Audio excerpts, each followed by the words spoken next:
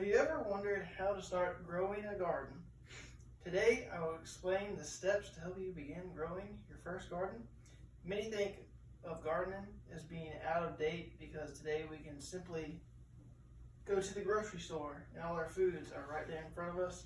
Our vegetables, our fruits, bread, all those essential food items.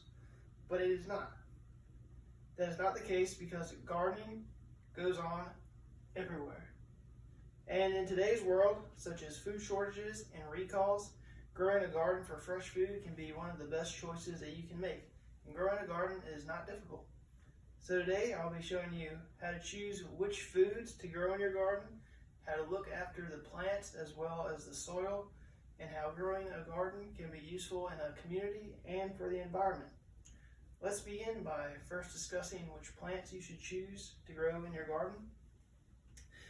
First off, you want to pick your foods, but you want to pick your favorite foods and the foods that you know you're going to eat. Pictured here is spinach because that is my favorite food to grow. Lauren from Benefits of Gardening says, consider growing crops based on what you and your family like. Gardening is fulfilling when you are rewarded with foods that you enjoy. Especially for beginners, start with hardy growing plants. Hardy refers to the plant's ability to grow with little to no maintenance. Hardy basically means that these plants are hard to kill. So little water doesn't hurt them. If you get too much water, it doesn't hurt them. Little sunlight doesn't hurt them. So these are great plants for beginners. After choosing the plants that you want to grow in your garden, you then want to ensure that you are going to be able to sustain your garden with the soil and plants. Before planting, you want to prep your soil. Prepping your soil is extremely important for a successful garden and harvest.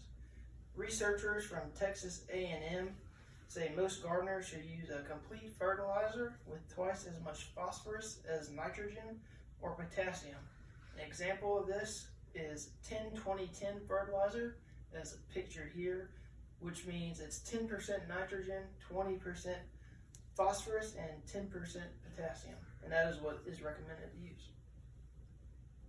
Another great natural fertilizer to use is compost.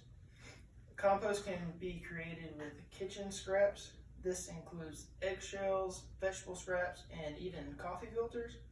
And over time, the nutrients will break down and decompose into a dark, nutrient-rich soil. Once a garden is sustained, including its soil as well as the plants, it can be used to benefit the surrounding community and the environment. Growing a garden can be used to help those in a community and provide help to the environment and life around it. Growing extra food or food that you're not going to use can be given to those less fortunate in a community. Starting a community garden would be an excellent choice to bring a community together around the garden to working and sustain the garden and use the garden for its benefits. As a garden can be used to help the surrounding community, next we'll be looking into how it can help the environment. Planting flowers in your garden close by can help to attract many pollinators such as bees and butterflies.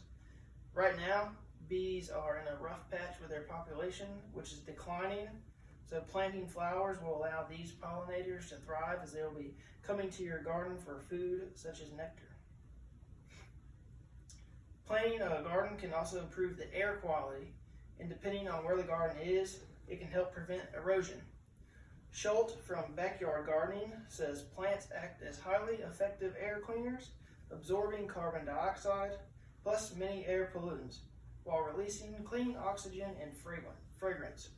Also, a dense cover of plants and mulch holds soil in place, reducing erosion and keeping sediment out of streams, storm drains, and roads. Growing a garden is just one step to help the environment and the community. In conclusion, choosing to grow a garden can be quite easy. Pick plants and foods that are easy to grow for beginners and pick which foods you want to eat and that will not be wasted. Nourish the soil to produce healthy plants and get great foods from the plants. Be sure to continuously check the health of your garden, and the garden will continue to thrive through each spring season.